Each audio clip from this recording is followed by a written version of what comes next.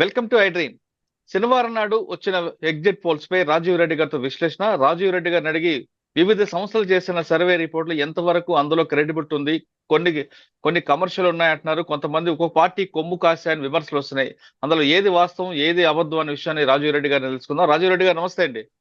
నమస్తే సార్, శనివారం నాడు రాష్ట్ర వ్యాప్తంగా దేశ వ్యాప్తంగా ఎగ్జిట్ పోల్స్ వచ్చాయి. ముఖ్యంగా మన ఆంధ్రప్రదేశ్ తీసుకుంటే ఆరా అనే సంస్థ 94 నుంచి 104 వైఎస్ఆర్ పార్టీదే కూటమి, వైఎస్ఆర్ పార్టీదే ఖచ్చితంగా ప్రభుత్వం ఏర్పాటు చేస్తుందంటూ ఇచ్చింది. కూటమికి 71 నుంచి 81. అలాగనే చాణక్య పార్థదాస్ 110 నుంచి 120, కూటమికి 55 నుంచి 65, సిపిఎస్ 97 నుంచి 108. ఆ విధంగా ఇచ్చుకుంటూ పోతే పోల్ స్ట్రాటజీ మాత్రం 115 టు 125 ఇచ్చారు. అదే విధంగా race 117 to 128 YSR party, Agniveer 124 to 128, operation Chanakya 95 నుండి 102. అంటే మొత్తం చూసుకున్న ఏ సర్వే తీసుకున్నా వైఎస్ఆర్ పార్టీది అధికారం అంటూ చాలా స్పష్టంగా రిపోర్ట్స్ వచ్చాయి. కానీ తెలుగుదేశం పార్టీ వాళ్ళు మాత్రం ఇదంతా ఫాల్స్ సర్వే, ఒక పార్టీని కొమ్ము కాయడానికి కొంతమంది బుకింగ్ డబ్బులు తీసుకొని సర్వేలు చేశారంటూ వాళ్ళు ఎలిగేషన్ పెడుతున్నారు. అసలు సర్వే రిపోర్ట్ లో ఎంత క్రెడిబిలిటీ ఉంది? మీరు చూస్తున్న చాలా సర్వే రిపోర్ట్ లో ఇందులో ఎంత వరకు నిబద్ధత ఉంది చెప్పగలరు? అంటే ఇది ఎట్లా మొదలు పెడదాం అంటే ఫస్ట్ తెలుగుదేశం మీడియా వారు నిన్నటి నుంచి ఒక నరేటివ్ స్పిన్ చేస్తున్నారు. మీరు అవును. ఏదైనా పెట్టి చూడండి. ఫస్ట్ ఏమంటారంటే వచ్చిన ఏమంటారు ఎగ్జిట్ పోల్స్ రిపోర్ట్లు వచ్చిన సంస్థల్లో బై అండ్ లార్జ్ మెజారిటీ, కొన్ని ఛానళ్ళు అయితే నాకు తెలిసి 20 వస్తే 18 తెలుగుదేశం కూటమికి అనుకూలంగా వచ్చినాయి. అవును. 2 మాత్రమే వచ్చినాయి. ఒకటి, రెండోది ఆరామస్థాన్ గారి సర్వేలో 90% మంది మంత్రులు ఓడిపోతున్నా వైఎస్ఆర్సీపీ ఎలా గెలుస్తుంది అని 2 నెరేటివ్ స్పిన్ చేస్తున్నారు నిన్నటి నుంచి. అవును. దీనికి ఏంటిదంటే మీరు బాగా గమనిస్తే 40, 50, 60 వచ్చినాయి, నెంబర్ ఎగ్జాక్ట్ గా తెలియదు. దాంట్లో దాదాపుగా ఒక 20-25 వైఎస్ఆర్సీపీ ఫేవర్లు వచ్చినాయి, ఒక 20-25 కూటమి ఫేవర్లు వచ్చాయి. కాబట్టి ఫస్ట్ ఆర్గ్యుమెంట్ 90% కూటమి ఫేవర్లు వచ్చినాయి అనేది అది అబద్ధం, మీరే చూసుకోండి. సెకండ్ ఆర్గ్యుమెంట్ ఆరామస్థాన్ గారు 90% మంది మంత్రులు ఓడిపోతున్నారని చెప్తూ వైఎస్ఆర్సీపీ గెలుస్తుందని అంటున్నారు, అది తప్పు అని ఈ తెలుగుదేశం చెందిన మీడియాలో వస్తుంది. అది కూడా తప్పు. మీరు ఆరామస్థాన్ గారి ఇంటర్వ్యూ మొత్తం వింటే అందరు మంత్రుల గురించి చెప్పలేదు, కొందరు మంత్రుల గురించి చెప్పాడు. దాంట్లో కూడా ఆయన చెప్పుకుంటూ వచ్చింది, అంటే నాకు గుర్తున్నంత వరకు ధర్మాన ప్రసాదరావు గారికి టఫ్ ఉంటది, తమ్మినేని సీతారాం గారికి టఫ్ ఉంటది, పినిపి విశ్వరూప్ గారు పక్కా గెలుస్తారు, దాడిశెట్టి రాజా గారు పక్కా గెలుస్తారు అని వస్తూ, తానేటి వనిత గెలుస్తారు గోపాలపురం అనుకుంటా వస్తూ, మళ్ళీ విడుదల రజని గారికి టఫ్ ఉంటది, నేరోగా ఓడిపోయే అవకాశం ఉంటది, కాకాని గోవర్ధన్ రెడ్డి గారు గెలుస్తారు, బుగ్గన రాజేంద్రనాథ్ రెడ్డి గారు గెలుస్తారు, మన పెద్దిరెడ్డి రామచంద్రారెడ్డి గారు భారీ మెజారిటీతో గెలుస్తారు, ఇతను అంజద్ బాషా టైట్ గా ఉంటది. అంటే అతను 90% మంత్రులు ఓడిపోతారని ఎక్కడా చెప్పలేదండి. చెప్పిన 10 మందిలో కాస్త కొంతమంది గెలుస్తారు, కొంతమంది ఓడిపోతారని చెప్తున్నారు. కాబట్టి ఈ 2 అబద్ధము. సో అది తీసి పక్కన పెడితే ఈ ఎగ్జిట్ పోల్స్ చర్చించుకునే ముందు మనం ఒక 2-3 మీకు టాపిక్స్ చెప్తానండి. ఓకే. అంటే ఈ ప్రజలు చూస్తున్నారు కాబట్టి ఇన్ఫర్మేషన్ ఓవర్లోడ్ అంటారు అనమాట. ఎవరు దోచిన వాళ్ళు ఇన్ఫర్మేషన్ కొడితే మన వాట్సాప్లు, మన మెయిల్లు, మన ఫేస్బుక్ అన్ని నిండిపోతున్నాయి ఉంటాయి, ఫ్లడ్డింగ్ అనమాట, సునామీ. దాంట్లో ఏంటంటే మైండ్ కన్ఫ్యూజ్ అవుతుంది ప్రాసెస్ చేసుకోవడానికి. దాంట్లో ఫస్ట్ ఏంటిదంటే గ్యాంబ్లర్స్ ఫాలసీ అంటారు సైకాలజీలో. అంటే ఫర్ ఎగ్జాంపుల్ మన ఇద్దరం బొమ్మ బొరుస ఆడుతున్నాం అనుకోండి, పందెం వేసుకొని 9 సార్లు బొమ్మ పడుతూ వచ్చిందండి, 10వ సారి పందెం వేయాలి. మీరు దేనికి వేస్తారు? 9 సార్లు వచ్చింది కాబట్టి ఈసారి బొమ్మ కాకుండా బొరుసుకేస్తా. దీన్నే గ్యాంబ్లర్స్ ఫాలసీ అంటారు. ప్రతిసారి టాస్ వేయడం ఇండిపెండెంట్ ఈవెంట్, పాత ఈవెంట్లకు సంబంధం లేదు, 50-50 ఛాన్సే ఉంటది. కానీ మన మైండ్ ఏం చేస్తుంది అంటే చాలా మందికి పర్సీవ్ చేసి 9 సార్లు బొమ్మ వచ్చింది కాబట్టి బొమ్మ రావచ్చు, కొంతమందికి ఏమో 9 సార్లు బొమ్మ వచ్చింది కాబట్టి ఈసారి ఖచ్చితంగా బొరుసు రావచ్చు అనుకుంటారు. ఈ 2 తప్పు వే ఆఫ్ థింకింగ్ అనమాట హ్యూమన్ మైండ్. గ్యాంబ్లర్స్ ఫాలసీ అంటారు. Each toss independent event. కాబట్టి మనం ఈ సర్వే సంస్థలు చూసినప్పుడు ఫస్ట్ ఎక్కడి నుంచి మొదలు పెడుతున్నారంటే క్రెడిబిలిటీ, గతంలో అయ్యాయి అని. నేను చెప్పేది ఏంటంటే గతంలో అయ్యాయి అని చూసిన దానికంటే క్రెడిబిలిటీ ఒక వెయిటేజ్ ఇవ్వండి. కానీ ఈ సర్వే చెప్పిన వాళ్ళ డేటాలో చూడండి నిజమా బద్దామా అనేది ఒకటి. రెండోది కన్ఫర్మేషన్ బయాస్ అని మన ప్రొఫెసర్ నాగేశ్వరరావు గారు చెప్తుంటారు. మనము ఒక గోల్, ఒక టార్గెట్ పెట్టుకున్నాం మైండ్లో, ఇలా జరగాలి, జరిగితే బాగుండు అని. దానికి మన మైండ్ ఏం చేస్తుందంటే దాన్ని బలపరిచే డేటాలు కానీ ఎవిడెన్స్ ఏంటంటే దాన్ని మాత్రమే చూస్తూ ఉంటుంది. అవును. వేరే వాటిని చూడదు అనమాట. మూడోది సెలెక్టివ్ పర్సెప్షన్ అంటారు.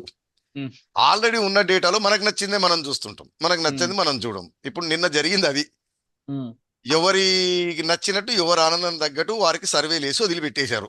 ఉమ్, ఇప్పుడు ఈ సర్వే సంస్థలన్నింటిలో మనం ఫిల్టర్ చేసుకుంటే ఉమ్, చిన్న చితక పెద్దవి, క్రెడిబిలిటీ లేనివి, క్రెడిబిలిటీ ఉన్నవి ఎన్నో చెప్పాయి. సరే అవును. అవన్నీ పక్కన పెడదాం. పక్కన పెడితే ఫస్ట్ ఫండమెంటల్ గా మీరు గమనిస్తే మెజారిటీ ఆఫ్ సంస్థలు తెలుగుదేశం కూటమి గెలుస్తుంది అనేది కాస్త క్రెడిబిలిటీ ఉన్న సంస్థలు, నేషనల్ సంస్థలు. వారు లోక్సభ ప్రెడిక్షన్లు ఇచ్చారు. అవును. మీరు దాంట్లో చూస్తే NDTV, India TV, republic India TV. Today, news 18 వగేరా వగేరా వగేరా ఉన్నాయి. వీళ్ళందరికీ అందరూ మన దేశంలో తెలుసు. వారంతా కాస్త బీజేపీ పక్షపాత అనేది అలిగేషన్ ఉంది. అవును. సో మీరు అది చూస్తే గమనిస్తే గనక మోడీ గారికి ఎన్డీఏ కూటమికి ఏదో విధంగా 400 తీసుకొని రావాలి. ఉమ్, సో ఎఫర్ట్ అంతా ఏం చేశారు, ప్రతి ఒక్కళ్ళు ఆ 380 400 380 400 360 400 అని తీసుకొస్తూ ఆ తీసుకురావడం కోసం ఉత్తర భారతదేశంలో తగ్గినాయి కాస్త దక్షిణ భారతదేశంలో లాగడం కోసము ఆంధ్రప్రదేశ్లో బీజేపీకి వేశారు నెంబర్ 1. ఉమ్, మన స్టేట్కి సంబంధించిన సంస్థలు ఎక్కువగా క్రెడిబిలిటీ ఉన్న సంస్థలు టీడీపీ కూటమికి చెప్పలేదు. దానికి కూడా మీరు పొద్దున ఐ థింక్ ఆయన కందుల రమేష్ గారు సోషల్ మీడియాలో వస్తారు, ఆయన, మీరు ఏబిఎన్, టీవీ5 మూర్తి గారిని కూడా చూస్తే ప్రధానమైన సంస్థలన్నీ టీడీపీ కూటమికి ఇచ్చాయని చెప్పుకుంటూ వచ్చారు. ఉమ్, ఆ ప్రధానమైన సంస్థలన్నీ నేషనల్ మీడియా.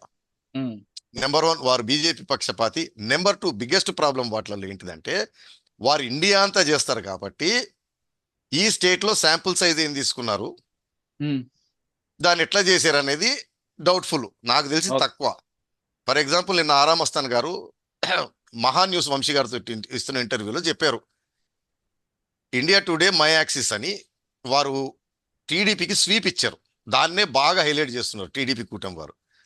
వారి రిపోర్ట్ ప్రకారం వారు పార్లమెంటరీ కాన్స్టిట్యున్సీకి 250 శాంపుల్ మాత్రమే తీసుకున్నారు. అంటే అది మీరు 7 అసెంబ్లీలకు డివైడ్ చేయండి, నాకు తెలిసి 20 30 వస్తుంది. ఉమ్, అంటే అసలు టోటల్ పనికిరాని శాంపుల్ నెంబర్ 1. నెంబర్ 2 ఆ 250 శాంపుల్ కూడా వారు తీసుకొని వారు చేయలేదు. వారు నేషనల్ కాబట్టి వారు మొత్తం చేయలేరు, అంత ఇన్ఫ్రాస్ట్రక్చర్ ఎవరికి ఉండదండి. అవును. వారు లోకల్ ఎవరికైనా అవుట్ సోర్సింగ్ కాంట్రాక్ట్ ఇచ్చారు చేయమని. ఓకే.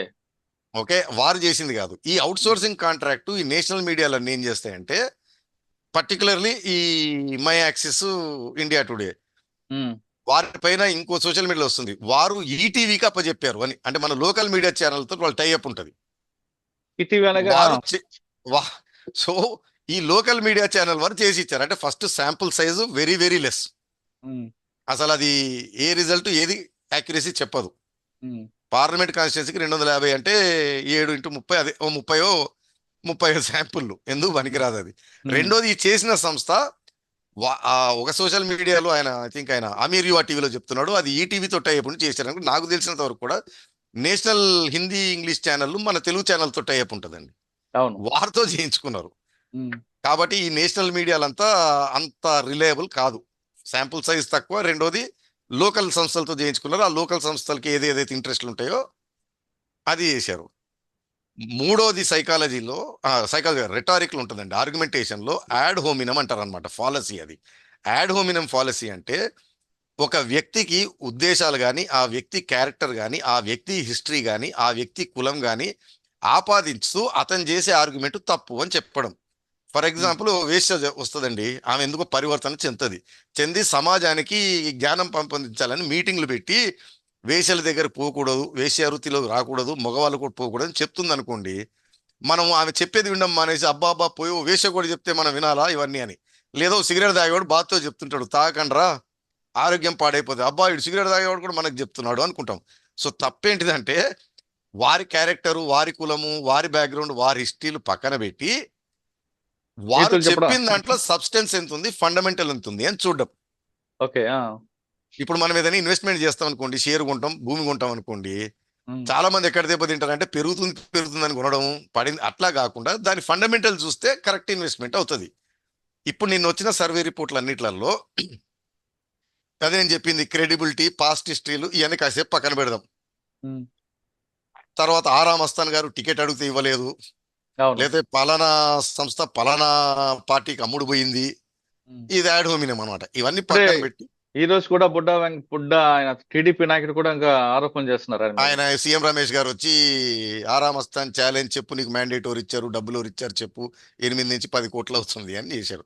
ఉమ్, సరే ఇవన్నీ పక్కన పెడితే, సరే కొసమెరుపుగా తెలంగాణ కర్ణాటకలో కరెక్ట్ గా ప్రెడిక్ట్ చేసిన 4 సంస్థలు 3 సంస్థలు వైఎస్ఆర్సీపీ చెప్పాయి. ఆరామస్తాన్ గారు, ఇంకోటి ఏదో పార్థదాసు, ఇంకోటి ఏదో పీపుల్స్ పల్స్ లేదా centre for poll studies and political centre for polls. Strategies ఏదో. అవును. సో సో మనం క్రెడిబిలిటీ తీసుకున్న ఈ పోల్ 4. స్ట్రాటజీ గ్రూప్ ఒకటి అండి. ఆ సో ఈ చిన్న చితక పక్కన ఎత్తేస్తే ఇవి మెయిన్. ఉమ్, తర్వాత వీటికి పాస్ట్ హిస్టరీ ఒకటి ఉంది. సరే పాస్ట్ హిస్టరీ పైన పోకూడదు కాబట్టి సబ్స్టెన్స్ లోకి పోదాం. ఉమ్, సబ్స్టెన్స్ వరకు వస్తే మనకి మిగతా సర్వే రిపోర్ట్లు ఓన్లీ వాళ్ళ నెంబర్ని చూసాను తప్పిస్తే సబ్స్టెన్స్ లోకి పోలేదు. పోయింది ఆరామస్తాన్ గారు ఒకడే. ఉమ్, ఆయన అన్ని టీవీలలో కనపడుతూ ఎక్స్ప్లెయిన్ చేశాడు. ఆయన 600-650 శాంపుల్ పర్ కాన్స్టిట్యున్సీ 174 కాన్స్టిట్యున్సీలు తీసుకున్నాడు. ఉమ్, వాటిలలో ర్యాండమైజ్ చేసి 500 శాంపుల్ని డేటా కింద వాడుకున్నాడు, స్టడీ చేశాడు. So 500 is a good sample యాక్యురసీకి, నెంబర్ 1. అంటే ఒక్కొక్క నియోజకవర్గానికి కరెక్ట్ అంటారు. కరెక్ట్. 500 ఈజ్ రీజనబుల్లీ గుడ్ ఉహు, తీసుకున్నాడు. తీసుకుని ఆయన చేశాడు కాబట్టి ఒకటి ఆయన డేటా సైజ్ కరెక్ట్. తర్వాత ఆయన చేసింది అందరూ గమనించాల్సింది ఏంటంటే ఆయన ఎగ్జిట్ పోల్ చేయలేదు. ఆయన report is not exit poll, um, ఆయన రిపోర్ట్ పోస్ట్ పోల్. కానీ ఆయన రేషనలైజ్ ఎలా చేశాడంటే ప్రీ పోల్ చేస్తూ వస్తూ పోస్ట్ పోల్ డేటా కూడా తీసుకొని దానికి దీనికి ఏమైనా డిఫరెన్సెస్ ఉన్నాయా, దానికి ఎలా ఉంది. ఫర్ ఎగ్జాంపుల్ ఓ నియోజకవర్గంలో బాగా డిఫరెన్స్ కనపడింది అనుకోండి ప్రీ పోల్కి దీనికి, ఆయన చుట్టుపక్కల 4-5 నియోజకవర్గాల్లో ఆ ఫ్యాక్టర్ని మళ్ళీ సర్వే చేసి దాన్ని రీకన్సైల్ చేసుకున్నాడు అనమాట. ఓకే. సో ఆయన methodology is good, um, good in fact very good కూడా చెప్పొచ్చు. ఉహు, సో ఆయనది ఈ వీటిలన్నిట్లలో మోర్ యాక్యురేట్ అని. తర్వాత ఆయన ఈ తెలుగుదేశం సంబంధించిన మహా టీవీకి కూడా వెళ్ళి ఎక్స్ప్లెయిన్ చేశాడు. వాళ్ళు ఛాలెంజ్ చేస్తా పోయారు, ఆయన మహా టీవీ వంశీ అనుకుంటా, ఆయన ఏదో తప్పు పట్టాలి, డిస్క్రెడిట్ చేయాలని చెప్పి ఆయన సక్సెస్ఫుల్ గా దాన్ని తిప్పి కొట్టాడు. కాబట్టి ప్రేక్షకులందరూ ఈ ఇంటర్వ్యూ చూసే వాళ్ళకి సజెషన్, ఒక అరగంట ఇంటర్వ్యూ ఉంటుంది మహా టీవీ వంశీ తోటి ఆరామస్తాన్ గారిది, ఎందుకు ఆయన అది చేశాడు అనేది. సో ఆరామస్తాన్ది నేను చెప్పినట్టు గుడ్ శాంపుల్ సైజు, రేషనలైజ్ బాగా చేస్తాడు, pre poll post poll, and చాలా టైం పట్టింది, 20 రోజులు ఏదో చేశాడు అతను. సో ఇది మోర్ యాక్యురేట్ పోల్. నెంబర్ 2, ఆరామస్తాన్ గారు నాకు కూడా పర్సనల్ ఇన్ఫర్మేషన్ ఉందండి. యాక్చువల్గా 115+ ప్రెడిక్షన్ పెట్టుకున్నాడు ఆయన 2 రోజులు 3 రోజుల క్రితం వరకు కూడా. ఉమ్, మరి అది ఏ కారణం చేత దాన్ని 94-104 తీసుకొచ్చారనేది హీ షుడ్ నో, నాకైతే ఐడియా లేదు. ఉమ్. కానీ ఆయన కొంతమంది డబ్బులకి అమ్ముడుపోయి ఇటువంటి సర్వేలు ఇస్తుంటాడంటూ తెలుగుదేశం వర్గాలు ఆరోపిస్తారు. నేను అనేదండి, తెలుగుదేశం వర్గాలైనా వైఎస్ఆర్సీపీ వర్గాలైనా కమ్యూనిస్ట్ వర్గాలైనా మీరైనా నేనైనా, అది యాడ్ హోమినం అంటారు, అదొక ఫాలసీ అనమాట, అది తప్పు. ఉమ్, అది వెయిట్ చేయొచ్చు, ఇతను తెలుగుదేశం సంబంధించిన వాడు, ఇతను పలానా సంబంధించిన వాడు, పలానా కులం బయాస్ ఉందని పెట్టుకోవచ్చు, కానీ ఉమ్, అది మొత్తంని కవర్ చేయకూడదు. అతను అచ్చా. చెప్పిన దాంట్లో సబ్స్టెన్స్, ఫండమెంటల్స్, డేటా, సైన్స్ ఎంత కరెక్ట్గా ఉందని చూసి దాన్ని బట్టి అది డిసైడ్ అవుతుంది తప్పిస్తే తెలుగుదేశం కమ్ముడు పోయాడు దానికి కమ్ముడు పోయాడు అనేది తప్పు అని నేను చెప్పదలుచుకున్నాను. అచ్చా. సార్ 2019లో కూడా ఆరామస్తాన్ ఇచ్చిన రిపోర్ట్ కూడా అంత కరెక్ట్ గా లేదు అన్నది కూడా కొంతమంది ఆరోపిస్తున్నారు. 136 ఇచ్చాడండి ఆయన, అంటే కరెక్ట్ కాదు. మీరు ఇంకోటి కూడా చెప్తున్నా, ఏ పోల్ ప్రిడిక్షన్ అయినా సంస్థలు, క్రెడిబిలిటీ ఉన్న సంస్థలు, క్రెడిబిలిటీ కోసం చూసే సంస్థలు, రెప్యుటేషన్ కోసం చూసే సంస్థలు ఆల్వేస్ తక్కువ నెంబర్ ఇస్తాయండి గెలిచే పార్టీకి. ఓకే. ఎందుకంటే అంతకంటే ఎక్కువ వచ్చి గెలిచినా వాళ్ళ రెప్యుటేషన్ నిలబడుతుంది, కానీ ఉమ్. ఎక్కువ చెప్పి తక్కువ వస్తే రెప్యుటేషన్ బాగా డ్యామేజ్ అవుతుంది. సార్ 2019 136 ఇస్తే వైఎస్ఆర్ పైకి 151 వచ్చింది. అవునండి, అదే. సో అతని నిన్న సర్వేలో కూడా మీరు గమనించండి, అది చెప్పిన తర్వాత వివిధ న్యూస్ ఛానళ్ళకి చెప్తూ దీనికంటే ఎక్కువే వస్తాయి తక్కువ రావు అని చెప్తా ఉన్నాడు. సో ఆయన ప్రొడిక్షన్ ఈజ్ 194 కాదు, మోర్ దెన్ దట్. ఆయన కన్జర్వేటివ్ గా కట్ చేసుకొని 104కి తెచ్చుకున్నాడు. అచ్చా. నేను చెప్పాను కండి, ఎందుకంటే రెప్యుటేషన్ వాళ్ళకి ఏంటంటే వచ్చిన దానికంటే ఎక్కువ వస్తే రెప్యుటేషన్ పెద్దగా పోదు, ఉమ్, కానీ తక్కువ వస్తే మాత్రం డ్యామేజ్ అవుతుంది రెప్యుటేషన్. సో ఆయన ఆ మార్జిన్ పెట్టుకొని ఐ థింక్ సాక్షిలో చెప్పాడు, ఇంకో ఛానల్ కూడా చెప్పాడు, దీనికంటే ఎక్కువే వస్తాయి కానీ తక్కువ రావు అని. ఉమ్, ఆ ఎక్కువే వస్తాయనే దానికి కూడా ఆయన రీజన్ ఇచ్చాడు, ఎవిడెన్స్ ఇచ్చాడు. ఏం చెప్పాడంటే, చాలా మంది, నేను మొన్న ఇంతకుముందు కూడా మాట్లాడినప్పుడు, మనం సిఐటిఐ అదే టెలిఫోన్ సర్వేలో ఒక 20-25% మిస్ అవుతుంది అన్నాం కదా, దాన్ని యాడ్ చేసుకుంటారు, రేషనలైజ్ చేసుకుంటారు. అలానే ఆయన చెప్పింది బాగా అనిపించింది ఏంటిదంటే, ప్రీ పోల్ పోస్ట్ పోల్ చేసేటప్పుడు ఇప్పుడు తండోపతండాలుగా వేరే ప్రాంతాల నుంచి వచ్చి ఓటేశారు అనేది ఒక నెరేటివ్. అవును. తెలుగుదేశం మీడియాలో లక్షల్లో వచ్చారు అని. అది మనం గత ఇంటర్వ్యూలో చెప్పాను నేను క్లియర్గా, లక్షల్లో రాలేదు, వీరు చెప్పినంత రాలేదు, సంక్రాంతికి వచ్చినంత కూడా రాలేదు అని. ఉమ్, అది ఆయన ఆరా మస్తాన్ గారు ఏం చెప్పారంటే పోస్టల్ బ్యాలెట్ ఒకటి బయట ప్రాంతాల నుంచి హైదరాబాదు, చెన్నై, బెంగళూరు, విదేశాల నుంచి వచ్చి ఓటేసిన వాళ్ళది వారికి దొరకదు కాబట్టి ఇంటర్వ్యూ చేయడానికి వాళ్ళని ఎట్లా రేషనలైజ్ చేశాడు అని ఆయన చెప్పింది రెండు. ఆయన కూడా ఈ టీడీపీ మీడియా చెప్పిన దాంట్లో ఫ్లోలోకి పోయి 10 ఉమ్, లక్షలు 15 లక్షలు వచ్చారు అనుకొని కాస్త ఇదయ్యాడు. కానీ టోల్ గేట్ల దగ్గర నుంచి అన్నిటి దగ్గర నుంచి రైల్వే ఏమంటారు టికెట్లు రిజర్వేషన్లు, బస్సు రిజర్వేషన్, బస్ టికెట్ అంతా ఆయన డేటా తెప్పించుకొని చూస్తే ఆయన అంచనా ప్రకారం మాక్సిమం 3,40,000 మంది వచ్చారు. ఓకే. మనం గత ఇంటర్వ్యూలో కూడా మనం అనుకున్నాం అదంతా. కానీ వాళ్ళు చెప్పేది 31 లక్ష వరకు వచ్చారని చెప్తున్నారు వాళ్ళు. అది కంప్లీట్ గా బోగస్. నేను గత ఉమ్, ఇంటర్వ్యూలో చెప్పాను. ఇప్పుడు అంటే ఆయనేమో డేటా తోటి చెప్పాడు, నేనేమో చూసి చెప్పాను. ఉమ్, సంక్రాంతికి జామ్ అయినట్టు ఇక్కడ టోల్ గేట్ల దగ్గర జామ్ కాలేదు, లేదు స్మూత్ గా కాలేదు. వెళ్ళిపోయింది. తర్వాత ఆయన కూడా చెప్పాడు 1,00,000 మంది రావాలంటే 20,000 కార్లు కావాలని. ఉమ్, అంత నెంబర్లు రాలేదు. ఉమ్, ప్రతి టోల్ గేట్ దగ్గర ఆయన ఆ రోజు చెక్ చేస్తే 30,000 వెహికల్స్ పోయినాయి. దాంట్లో లారీలు, బస్సులు, ఆటోలు అన్నీ కలుపుకొని. సో 3,40,000. సరే ఏదేమైనా ఆ మిస్ అయ్యారు వాళ్ళు. ఈయన అనాలిసిస్ లో దొరకరు కాబట్టి ఆయన ఎలా రేషనలైజ్ చేశాడంటే ఈ బయట ప్రాంతాల నుంచి వచ్చి ఓటేసిన వారందరూ ఉమ్, 80% కూటమికి వేశాడు. ఓకే. అందుకనే ఆయన చెప్పేది ఇంతకంటే ఎక్కువ వస్తే తప్పిస్తే తక్కువ అంటే ఏదైనా మార్జిన్ ఉంటే అదంతా కూటమికి వేశాడు. ఉమ్, పోస్టల్ బ్యాలెట్ కూడా ఆయన 80% కూటమికి వేశాడు. ఉమ్, అర్థమైందండి. అవును, అవును. ఇవన్నీ వేయంగా ఆ నెంబర్ వస్తుంది. కానీ ఉమ్, మనం రీజనబుల్ గా మాట్లాడితే 80% పడవండి.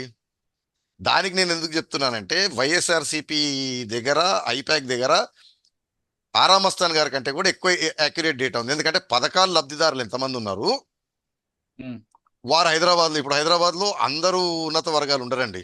అవును. మధ్య కరెక్ట్. తరగతి, మధ్య తరగతి, దిగువ తరగతి వారు కూడా వచ్చారు ఈ 3,40,000. ఉమ్, సో వైఎస్ఆర్సీపీ వాళ్ళ దగ్గర ఆ డేటా మోర్ యాక్యురేట్ ఉంది. ఎందుకంటే లబ్ధిదారులు వాళ్ళ నియోజకవర్గంలో ఎంతమంది ఉన్నారు, ఆ ఉమ్, లబ్ధిదారులు ఎంతమంది హైదరాబాద్, చెన్నైలలో ఉంటున్నారు, ఎంతమంది వచ్చి ఓటేశారు. ఉమ్, ఒకటి పోస్టల్ బ్యాలెట్ పైన పంపు కొడుతూ, డప్పు కొడుతూ, డబ్బా కొడుతూ కూడా 10-15 రోజుల నుంచి హంగామా చేస్తా ఉన్నారండి. ఉమ్, దానికి తోడు సజ్జల రామకృష్ణారెడ్డి గారు వైఎస్ఆర్సీపీ వాళ్ళు కూడా ఏదో అన్యాయం జరిగినట్టు వాళ్ళు గగ్గోలు పెడతా ఉన్నారు. దాన్ని కూడా అతను ఆరామ్ అస్తాన్ గారు 80% వేశాడు. But okay. నాకు తెలిసిన ఇన్ఫర్మేషన్ 80 లేదు. ఎందుకంటే ఫస్ట్ మనం దీన్ని అనాలిసిస్ చేద్దాం. ఉమ్, 4,90,000 ఏదో చిల్లర పోస్టల్ బ్యాలెట్లు పడ్డాయనేది ఉమ్, అందరూ చెప్తున్నది. అవునండి. ఈ పోయినసారి 2 లక్షల చిల్లరది, ఈసారి 4 లక్షలు ఎందుకు పెరిగింది చెప్పండి? అంటే anti 4,90,000 government anti government employees కాదు కాబట్టి. కాదు కాదు. పోయినసారి పోస్టల్ బ్యాలెట్ అంతా 2 లక్షల చిల్లర పడింది. ఓకే. ఈసారి వచ్చే వరకు 4,90,000 ఎంతో పై చిలుకు పడింది. ఈ ఉమ్, ఇంక్రీజ్ చెప్పండి ఎందుకైంది? అంటే ప్రభుత్వాన్ని ఓడించిద్దామనా? కాదు, అందరు ఉమ్, మిస్ అవుతున్నది ఒకటి. ఉమ్, 1,30,000 మంది సచివాలయ ఉద్యోగులు వైఎస్ఆర్సీపీ ప్రభుత్వం వేసిన ఉద్యోగులు ఉన్నారు. అచ్చా, వాలంటీర్లు అది టీడీపీ వారు కూడా ఒప్పుకుంటారు. 1,30,000 అంటే ఈ 2 లక్షల చిల్లరకి 1,30,000 యాడ్ అయింది. యాడ్ అయింది. ఒక 50,000 హెల్త్ డిపార్ట్మెంట్ లో జగన్ గారి ప్రభుత్వం రిక్రూట్ చేసింది. ఉమ్, 1,80,000 అయింది ఈ 2 లక్షలకి. ప్లస్ ఒక 85,000 90,000 మందో వృద్ధులు, దివ్యాంగులు ఉన్నారు. ఉమ్, తర్వాత ఇంకోటి ఏపీఎస్ఆర్టీసీ విలీనం చేశారు చూడండి, అవును. ఆ ఉద్యోగులు కూడా ఉన్నారు. నాకు తెలిసి ఆ ఉద్యోగులు 60% వైఎస్ఆర్సీపీకి వైసీపీ. పడుతుంది, ఉమ్, వైసీపీకి పడుతుంది. ఉమ్, అయినా ఆరామస్థాన్ గారు 80% వారికే వేశారు. వేసిన ఎవరికి? తర్వాత కూడా కూటమికి. కూటమికి వేశారు. వేసిన తర్వాత కూడా ఈ నెంబర్స్ సరే. నేను చెప్పిన పోస్టల్ బ్యాలెట్ బయట ప్రాంతాల నుంచి వచ్చింది 60-40 పక్కన పెడదాం. ఉమ్, ఈయన 80% వేసిన వైఎస్ఆర్సీపీ ఎందుకు గెలుస్తుంది దానికి బిగ్గెస్ట్ రీజన్ మనం గత ఇంటర్వ్యూలలో కూడా చెప్పుకున్నాం. అవునండి. మహిళా ఓటర్లు అంటే మనం జెండర్ గా తీసుకుంటేనేమో మహిళా ఓటర్లలో విపరీతమైన ఎడ్జ్ వైఎస్ఆర్సీపీకి ఉంది. ఏది ప్రీ పోల్లో కనపడింది, ఎగ్జిట్ పోల్లో కనపడింది, పోస్ట్ పోల్లో కనపడింది. ఉమ్, ఆరామస్థాన్ గారు వారికి ఐ థింక్ 54.5 55 ఏది ఇచ్చారు. ఉమ్, మహిళలు ఒక 12% మోర్ దెన్ పురుష ఓటర్లు వైఎస్ఆర్సీపీకి వేశారు ఆరామస్థాన్ ఉమ్, గారి ప్రకారం. పురుషులు ఒక 6% ఎక్కువ వేశారు టీడీపీ కూటమికి అనేది. దానివల్ల 6% ఎక్స్ట్రా పడింది అనేది ఆయన చెప్పేది. ఉమ్, దీన్ని మనం తీసుకునేటప్పుడు క్లారిటీ ఇస్తున్నాం మీకు. ఈ 6% ఇద్దరు ఓట్లు ఈక్వల్ గా పడితే కాదండి, మహిళల ఓట్లు ఒక 8 లక్షలు 9 లక్షలు ఎక్స్ట్రా పడ్డాయి. ఉమ్. సో ఇప్పుడు ఈ 6% అనేది చాలా సిగ్నిఫికెంట్ ఇంక్రీజ్ ఉంటుంది. ఓకే. ఇద్దరు సరిసమానంగా పడ్డా ఉమ్, 6% మోర్ ఓట్స్ వైఎస్ఆర్సీపీకి. ఉమ్, ఇది సరిసమానంగా పడలేదు. మహిళల ఓటర్లు ఈ ఎలక్షన్ కమిషన్ రిలీజ్ చేసిన డేటా ప్రకారం ఉమ్, 2,02,00,000 చిల్లర ఎంతో పురుష ఓటర్లు అయితే 2,10,00,000 చిల్లర మహిళా ఓటర్లు పడ్డాయి. అంటే 8-9 లక్షలు ఎక్కువ ఉన్నాయి. అవును. దాంట్లో కూడా 6% ఎడిషనల్ గా పెట్టుకోండి. ఇదైన తర్వాత ఉమ్, ఆరామ్ అస్తాన్ గారు కన్జర్వేటివ్ ఫిగర్ 54.5 మహిళలకు ఇచ్చారు. ఐపాక్ దగ్గర ఉన్న డేటా ప్రకారం వారికి 8% ఇంక్రీజ్ కనపడుతుంది. ఆరామ్ ఓహో, అస్తాన్ గారు 6%, వాళ్ళు 8%. 8% ఐపాక్ దగ్గర ఉన్న రిపోర్ట్లు, వాలంటీర్ల దగ్గర ఉన్న రిపోర్ట్ల ప్రకారం. సో ఈ 6 అనుకోండి, 8 అనుకోండి, ఈ 8% అనేది సిగ్నిఫికెంట్ మార్జిన్. దీన్ని అసలు ఇంపాసిబుల్ నారో డౌన్ చేయటం. అచ్చా. ఇప్పుడు ఇది తీసుకున్న తర్వాత కులాల ప్రకారము అర్బన్ రూరల్ ప్రకారం కూడా చెప్పాడు ఆయన క్లియర్ గా డివైడ్ చేసి. ఉమ్, ఎస్సీ ఎస్టీ మైనారిటీ రెడ్డీస్ ఇది సాలిడ్ వైఎస్ఆర్సీపీ ఓట్ బ్యాంక్. అవును. కమ్మాలు బీసీలు టీడీపీ ఓట్ బ్యాంక్ ఉండాలి. ఇప్పుడు కాపులు యాడ్ అయ్యారు. ఉమ్, ఇదంతా సరే, కాపుల్లో డివైడ్ ఉందని చెప్పారు ఆయన. మనం కాపులు కూడా ఇంక్లూడ్ చేసిన వైఎస్ఆర్సీపీ సోషల్ ఇంజనీరింగ్ వల్ల బీసీలలో సిగ్నిఫికెంట్ నెంబర్ ఇట్ షిఫ్ట్ అయింది. అంటే వైఎస్ఆర్సీపీ తన ఓట్ బ్యాంకును రీటైన్ చేసుకోవడంతో పాటు అదనంగా ఓటు బ్యాంక్ తెచ్చుకుంది. టీడీపీ తన ఓటు బ్యాంకు కోల్పోయింది. కోల్పోయింది కొద్దిగా. ఉమ్, రెండోది ఆయన చెప్పింది అర్బను రూరల్. ఉమ్, రూరల్లో సిగ్నిఫికెంట్ గా వైఎస్ఆర్సీపీకి ఎక్కువ పడింది, అది అందరూ ఒప్పుకునేది. ఉమ్, అర్బన్ లో వీళ్ళకి పడింది. ఇక్కడ కూడా ఆయన చెప్పింది ఏంటిదంటే అర్బన్ లో ఎక్కడైతే ఓసీ కమ్యూనిటీలు లేదా మధ్యతరగతి అబో మిడిల్ క్లాస్ ఎడ్యుకేటెడ్ కమ్యూనిటీలు దగ్గర పోలింగ్ చాలా తక్కువైంది. అర్బన్ లో కూడా ఉమ్, ఎక్కడైతే వైఎస్ఆర్సీపీ ఓట్ బ్యాంక్ ఉందో, ఎస్సీ ఎస్టీలు మైనార్టీలు లబ్ధిదారులు ఉన్నారో పథకాలు, ఆ బూత్లలో చాలా హై పర్సెంటేజ్ పోలింగ్ జరిగింది. ఇదే ఫ్యాక్టర్ రూరల్లో కూడా కనిపించింది. ఎక్కడైతే కూటమి ఓట్ బ్యాంక్ ఉందో ఉమ్, కులాల పరంగా అనుకోండి, లబ్ధిదారుల పరంగా, అక్కడ ఆయన చెప్పింది ఏంటిదంటే ఫార్వర్డ్ క్యాస్ట్లు ఉన్న దగ్గర 70% పోలింగ్ అయింది. ఎస్సీ ఎస్టీలు ఉన్న దగ్గర 90% పోలింగ్ అయింది. మైనార్టీలు ఉన్న దగ్గర 80% ప్లస్ పోలింగ్ అయింది. అంటే బూత్ వారీగా కూడా ఆయన ఇచ్చాడు నిన్న. సో కూటమికి ఏదన్నా ఫేవరబుల్ డెమోగ్రఫీ ఉందంటే urban, educated, middle class, above middle class, youth, okay. వారి నెంబర్ ఓవరాల్ గానే తక్కువ ఉమ్, కంపేర్ టు వైఎస్ఆర్సీపీ లబ్ధిదారులు, ఉమ్, వృద్ధులు, మహిళలు, రూరల్ ఏరియాకి. కూటమికి అడ్వాంటేజ్ ఉన్న దగ్గర కూడా ఆ బూత్లలో తక్కువ పోలింగ్ జరిగింది అనేది ఆయన చెప్పిన విశ్లేషణ. ఓకే. సార్, మీరు ఇందాక అంటున్నట్టుగా చెప్తున్నట్లుగా వైఎస్ఆర్ పార్టీకి ఎస్సీ ఎస్టీ రెడ్డిలు మైనారిటీ, ఖచ్చితంగా మైనార్టీస్ అందరు కూడా సాలిడ్ గా వేశారు. కూటమికి కమ్మతో పాటు బీసీలు, కొంత కాపులు, కాపులు అంటున్నారు. కాపులు కాపు కాపు కమ్యూనిటీ కంప్లీట్ గా కూటమి అనుకున్న ఈ సమయంలో కాపులు ఎందుకు దూరం అనుకోవచ్చండి? ఎందుకంటే పవన్ కళ్యాణ్ లాంటి వాళ్ళందరూ అంటే కూడా దీన్ని మనం రెండు సినారియోలో కోణాలు చూడ. చెప్పుకుందాం. ఉమ్, కూటమి కోరిక మేరకు కంప్లీట్ ఓట్ బ్యాంక్ ట్రాన్స్ఫర్ అయింది అనుకుందాం అవును. కాపులది. అది కాలేదు. అది అయినా కానీ ఎందుకు కాలేదని అడుగుతున్నా. ఆ, ఇప్పుడు కాసేపు కొంతమంది ఆనందానికి మనం చర్చించుకుందామండి. ఉమ్, కాపు ఓట్ బ్యాంక్ బాగా ట్రాన్స్ఫర్ అయింది అనుకుందాం, 80% పడింది అనుకుందాం. ఇక్కడ కాపులు కంటెస్ట్ చేసిన దగ్గర, జనసేన కంటెస్ట్ చేసిన దగ్గర 100% వేసుకుంటూ, టీడీపీ ఉమ్, కంటెస్ట్ చేసిన దగ్గర 80% వేసుకున్నా, ఉమ్, జగన్ గారు రీటైన్ చేసుకున్న ఓట్ బ్యాంక్, యాడ్ అయిన ఓట్ బ్యాంక్ అంటే శెట్టి బల్జలు, యాదవాసు, గౌడాసు, మోస్ట్ ఉమ్. బ్యాక్వర్డ్ కమ్యూనిటీలు, ఈ నెంబరు దాన్ని మ్యాచ్ అవ్వట్లేదు. ఓహో. 100% వేసుకున్న అవ్వట్లేదు. అయితే ఆరామస్తాన్ గారు చెప్పింది ఏంటంటే టోటల్ గా ట్రాన్స్ఫర్ కాలేదు అని. ఉమ్, పవన్ కళ్యాణ్ గారికి 50-60 సీట్లు ఎక్స్పెక్ట్ చేస్తూ 20-30 తెచ్చి, 24 తెచ్చి, 21 తెచ్చే వరకు కాపు కమ్యూనిటీలో కాస్త అలజడి వచ్చింది. ఉమ్, దానివల్ల తెలుగుదేశం కంటెస్ట్ చేసిన దగ్గర ఓట్ అంత ట్రాన్స్ఫర్ కాలేదు. కానీ అచ్చా. జనసేన కంటెస్ట్ చేసిన దగ్గర మాత్రం కంప్లీట్ గా ట్రాన్స్ఫర్ అయింది అనేది ఆరామస్తాన్ గారి విశ్లేషణ. అచ్చా. ఇక్కడ మొత్తం మీద తీసుకుంటే మీరు అన్నట్లుగా జూన్ 9న జూన్ 4. జూన్ 4న వస్తుంది. 9. జూన్ 9న జగన్మోహన్ రెడ్డి గారు ప్రమాణ స్వీకారం అయితే ఖాయం. దీంట్లో కూడా కొన్ని ఆరామస్తాన్ గారి దాంట్లో కాస్త నేను డిఫర్ అవుతుంది. అంటే అది అవును అనిపిస్తుంది, కాదనిపిస్తుంది. అంటే కాంగ్రెస్ అనేది కాస్త ఎంపీకి వచ్చే వరకు స్ప్లిట్ చేస్తుంది వైఎస్ఆర్సీపీ ఓట్ని అనేది చెప్తున్నాడు. ఉమ్, అది నాకు అంత నమ్మశక్యంగా కనపడతలేదు. ఉంటదేమో ఓకే. స్ప్లిట్, కానీ ఆయన ఉమ్, చెప్పినట్టు 1.5% అనేది అంటే మేబీ కడపలో ఉంటది కానీ కడప అక్కడ ఒకటేనండి. కనపడట్లేదు అవును. కనపడట్లేదు. అంటే ఆయన నెల్లూరు పర్టికులర్ చెప్పాడు విజయసాయి రెడ్డి గారు ఓడిపోతారు అని. నాకు ఉమ్, తెలిసి ఆయన ఎందుకో చెప్పలేదు కానీ ఆ 2-3% కాంగ్రెస్ కనుక స్ప్లిట్ చేస్తే లోక్సభలో ఆయన చెప్పేది. ఉమ్, బట్ అది నాకు అంత కన్విన్సింగ్ గా లేదు. ఉంటది కానీ ఆయన చెప్పేంత ఫ్యాక్టర్ ఉండదు అని.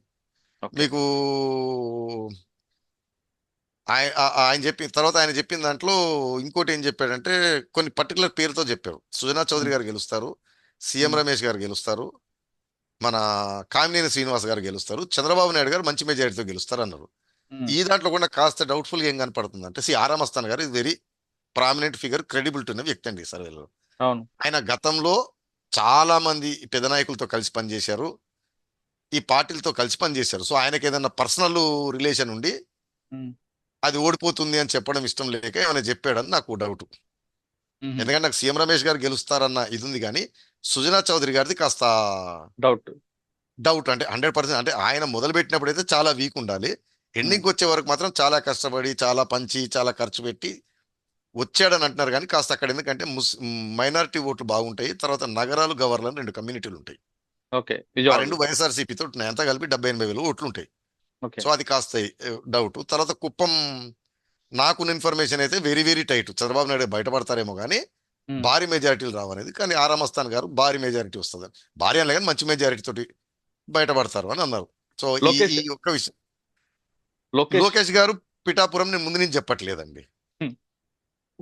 ఎందుకు చెప్పట్లంటే పిఠాపురం పవన్ కళ్యాణ్ గారు గెలిచే ఛాన్స్ బాగా కనపడుతుంది. లోకేష్ గారిది గెలవచ్చేమో కానీ కరెక్ట్ గా తెలియట్లేదు, అనాలిసిస్ చేద్దాం అంటే గ్రౌండ్ నుంచి తెలియట్లేదు ఇన్ఫర్మేషన్ లోకేష్ గారిది వచ్చేవారు. ఆరా మస్తాన్ గారు 500 శాంపుల్ అంటే 650 తీసుకుని 500ని చేసుకున్నారని చెప్పారు.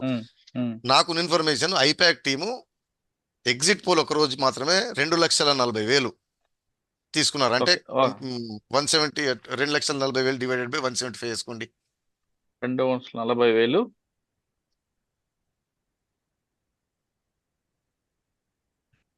అంటే 1,300 శాంపుల్ చేశారు ఐపాక్ వాళ్ళు. సో ఆరా మస్తాన్ గారి కంటే ఐపాక్ వాళ్ళది మోర్ యాక్యురేట్ ఉంటుంది, అంటే దాదాపు 1,400 శాంపుల్ పర్ కాన్స్టిట్యున్సీ. తర్వాత వారు చేసింది ఏంటంటే వారి సర్వే చేస్తున్న టీంకి యాప్లు ఇచ్చారు, ఆ యాప్లో జియో ఫెన్సింగ్ ఇవి పెట్టారు, అంటే అతను ఆ బూత్ దగ్గరే చేస్తున్నట్టు రికార్డ్ అవుతుంది, లాగ్ అవుతుంది అనమాట. అవును. సో పక్కకు పోవడం వదిలిపెట్టడం ఉండదు. So more accurate IPAC. అయితే ఆ ఆరా మస్తాన్ గారు ఎగ్జిట్ పోల్ చేయలేదు, కానీ ఐపాక్ టీం ఎగ్జిట్ పోల్ చేసింది. సో వారికి ఆ సిగ్నిఫికెంట్ నెంబర్లు కనిపించింది, 58-56% ఓట్ షేర్ కనిపించింది ఎగ్జిట్ పోల్ రోజు. మళ్ళీ పోస్ట్ పోల్ చేస్తా ఉంటే వాళ్ళకు కూడా తగ్గి 52-53 దగ్గరకు వచ్చింది. అంటే దానికి 2-3 కారణం. అంటే ఫస్ట్ థియరీ ఏంటిదంటే జనాలకు తెలవాల్సింది, ప్రీ పోల్ యాక్యురేటా, ఎగ్జిట్ పోల్ యాక్యురేటా, పోస్ట్ పోల్ యాక్యురేటా అని ఉండదండి. చాలా మంది థియరీలు ఎగ్జిట్ పోల్ చాలా ఎక్కువ యాక్యురేట్ ప్రీ పోల్ కంటే, పోస్ట్ పోల్ ఎక్కువ యాక్యురేట్ అని ఉంటారు. అలా ఉండదండి. ఎలా ఉంటుందంటే ఎగ్జిట్ పోల్ రోజు కాస్త అప్పుడే వేసి వస్తారు ఫియర్. ఇప్పుడు ఎలక్షన్కి చాలా ముందు ఉంటే గవర్నమెంట్కి అగేన్స్ట్గా బయటపడరండి, దగ్గరకు వచ్చే కొద్దీ కాస్త బయటపడుతుంటారు. దాంట్లో దగ్గరకు వచ్చిన టాక్ వచ్చింది అనుకోండి ప్రభుత్వం ఓడిపోతుంది అని, కాస్త ఎక్కువ బయటపడతారు. ఎగ్జిట్ పోల్ రోజు ఇంకాస్త ఎక్కువ బయటపడతారు. పోస్ట్ పోల్ అప్పటికి టాక్ వచ్చేస్తుంది కాబట్టి ఫ్రాంక్గా చెప్తారు అనేది. అయితే ఇక్కడ ఏమైందంటే మనకు ఆంధ్రప్రదేశ్లో పోస్ట్ పోల్లో కాస్త తేడా పడిందండి. పల్నాడు, చంద్రగిరి, అదే ఎక్కడో అల్లర్లైన విపరీతం, మాచర్ల అదే పల్నాడు, ఇక్కడ అల్లర్లో ఒకటి అవటము. రెండోది టీడీపీ మీడియాలో స్పిన్ చేస్తా పోయారు, కూటమి అని కాస్త ఊర్లలో టాక్ వచ్చింది. దాంతో పోస్ట్ పోల్లో ఎక్కువ బయటపడలేదు జనాలు, కాస్త మళ్ళీ తగ్గి చెప్పారనమాట, మరీ ఫ్రాంక్గా చెప్పలేదు, బయటపడలేదు. ఇది యాక్చువల్గా జరిగిన సినారియో మన దగ్గర. సో ఐపాక్ దగ్గర ఉన్నది ఎగ్జిట్ పోల్ 58% చూపెడుతుంది, పోస్ట్ పోల్ వచ్చేటప్పటికి 52-53 చూపెడుతుంది. బట్ ఆరా మస్తాన్ గారి కంటే డబుల్ శాంపుల్ సైజ్ ఐపాక్ దగ్గర ఉంది. కాబట్టి మోర్ యాక్యురసీ ఐపాక్కి. అంటే తెలుగుదేశం మీడియాలో వేసినట్టు కేకే సర్వే ఒకటి, ఇండియా టుడే మై యాక్సిస్ ఒకటి, ఇంకోటి ఏదో స్వీప్ చూపెట్టారు, అంటే వైఎస్ఆర్సీపీ తుడుచుకబెట్టిపోతుందని. వారిచ్చిన లోక్సభ సీట్ల ప్రకారము రాజంపేట, కడప, నంద్యాల, కర్నూలు కూడా వైఎస్ఆర్సీపీ ఓడిపోతుంది అరుకని. కాబట్టి మీరు దాన్ని తీసి పక్కన పెట్టవచ్చు. రెండోది ఆ axis my India Pradeep Gupta పైన ఒక అతను ట్వీట్ పెట్టాడు. అతను బీహార్లో ఎల్జేపీ అని ఒక పార్టీ ఎన్డీఏ కూటమి ఉంటుంది, దానికి 4 నుంచి 6 సీట్లు ప్రిడిక్షన్ ఇస్తే 6 కంటెస్ట్ చేసింది 5 సీట్లు. ఈయన 6 సీట్ల ప్రిడిక్షన్ ఇచ్చారు. ఒక ఆయన ట్వీట్ చేసి రిప్లై పెట్టాడు ట్విట్టర్లో, తాగి చేసావా సర్వే అని. కాబట్టి తెలుగుదేశం కూటమికి ఇచ్చింది వీరు. ఇంకో ఆయన కేకే సర్వే 14 సీట్లు కూడా డౌట్ వైఎస్ఆర్సీపీ కానీ, కడప జిల్లాలో 3 సీట్లు ఇచ్చాడు వైఎస్ఆర్సీపీ. అంటే కరుడు గట్టిన తెలుగుదేశం వ్యక్తులు కూడా నమ్మరు అది. కడపకు సార్ మరి 3 సీట్లు వస్తాయి. సార్ మీరు అలా ఆ విధంగా మరి కామెంట్ చేస్తే ప్రశాంత్ కిషోర్ గారు సార్ ఈసారి రాదు అని చెప్పారు కదా. ఈ ప్రశాంత్ కిషోర్ మనం మాట్లాడుకున్నాం కదండి, కిల్బిల్ పాండే అని. అంటే వీరంతా జనరలైజ్ స్టేట్మెంట్లు చేస్తుంది. నేను చెప్పింది అదేనండి, ఒక సంస్థ క్రెడిబిలిటీ. నేను ఎప్పుడన్నాను యాక్సిస్ మై ఇండియా వీరు బీజేపీ పక్షపాతం అని ఒకటి, లేదా అవును. బీహార్లో తప్పు చేశారని, అవి ఫ్యాక్టర్లే తప్పిస్తే ఏపీలో చెప్పింది నిజమా కాదనడానికి ఆ సర్వేలోకి వెళ్ళి అందులో ఉన్న సబ్స్టెన్స్ ఫండమెంటల్స్ ని చూడాలి. ఓకే. అందుకే మనం డిస్కస్ చేసి ఆరామ్ అస్తాన్ గారు ఫండమెంటల్స్ చెప్పారు. ఉమ్. దాన్ని చెప్తే నేను ఐపాక్ ఫండమెంటల్స్ మీకు చెప్పాను. నేను అదే. ప్రజలకు చెప్పాల్సింది ఏంటంటే, సర్వేలు చూసేటప్పుడు, ఈ రిపోర్ట్లు చూసేటప్పుడు చాలా మంది 2014లో రైట్ అయింది, 19లో రైట్ అయింది, 9లో పోయింది, 8లో రైట్ అయింది, కర్ణాటకలో పోయిందని ఇట్లా చూసిన దానికంటే ఫండమెంటల్స్ ఏం చెప్తా అంటే, ఈ జనరేషన్ కు ఉందో లేదు కానీ మన పాత జనరేషన్ అందరికి వెనకటికి మట్కా అని ఆట ఉంటుంది, నెంబర్స్ అవును. ఆట అంటారు, సట్టా అవును. మట్కా అని. ఎక్కడ బొంబాయి నుండి నెంబర్ వస్తుంది ఆడుతుంటారు. 92 నెంబర్ వస్తుంది. వీడు జూదం వేస్తాడు పందెం నెంబర్ పైన. మీరు ఈ మట్కా బీటర్ ఉన్న ఏరియాలో కన్సల్టెంట్లు ఉంటారు, ఇప్పుడు ఎగ్జిట్ పోల్ లాగా. అవును. ఈ కన్సల్టెంట్ పోతే వాడు చెప్తాడు అనమాట, 2018లో శ్రీరామనవమి ఏప్రిల్ 23 వచ్చింది, ఉమ్. 2024 కూడా 23 వచ్చింది, అప్పుడు జూన్ 2వ తారీఖున మట్కా ఆటలో నెంబర్ 9 వచ్చింది అంటాడు. ఏది పాస్ట్ హిస్టరీ లెక్క పెట్టి గ్యాంబ్లర్స్ వాళ్ళది అనగానే వీడు 9 మీద కాస్తుంటాడు. అది వచ్చేది లేదు, చచ్చేది లేదు. కాబట్టి పాస్ట్ క్రెడిబిలిటీ లేదు, ఓన్లీ వెయిటెడ్ ఫ్యాక్టర్ లేదా సింగిల్ నెంబర్ లెటర్. మీకు తెలుసు కదండి, ఏందో అంజనం వేసుకొని లెక్కలేస్తారు. మీరు అక్కడ పోతే మట్కా బీటర్ల బయట ఓడు చిలక జోస్యము, ఓడు గవ్వల అంజనము, ఓడు క్యాలెండర్లు పెట్టుకొని క్యాల్కులేటర్ పెట్టి నెంబర్ చెప్తుంటాడు, ఇది వస్తుంది అని. కాబట్టి నిన్న వచ్చిన సర్వేలు బై అండ్ లార్జ్ మ్యాక్సిమం మట్కా ఆటలాగా అనిపించింది నాకు. ఓకే. మొత్తమే తీసుకుంటే రాజీవ్ రెడ్డి గారు చెప్తున్నట్లుగా ఏ సర్వేలు తీసుకున్నా కొన్ని సర్వేలు మాత్రమే క్రెడిబిలిటీ ఉన్నాయంటూ చాలా స్పష్టంగా చెప్తున్నారు. గత చరిత్ర మర్చిపోయి ఇప్పుడు తీసుకుని వాళ్ళు చేసిన శాంపిల్స్ ప్రకారం ఆయనకున్న రిపోర్ట్స్ ప్రకారం ఆర్ఎం మస్తాన్ రావు సర్వే అనేది కరెక్ట్ గా ఉంది. మిగతా సర్వేలు కూడా అటు ఇటు కనిపిస్తున్నాయి. కానీ ఇందులో ఏది నిజం ఏది అబద్ధం తెలియాలంటే జూన్ 4 ఉదయం 10 గంటలకి ఒక పిక్చర్ వచ్చే అవకాశం ఉంది. కాబట్టి అంతవరకు వేచి చూడండి. సర్వే రిపోర్ట్ పై రాజీవ్ రెడ్డి గారి విశ్లేషణ ఇది. మరో అంశంలో మళ్ళీ కలుద్దాం. అంతవరకు నమస్తే. Thank you very much sir. నమస్తే.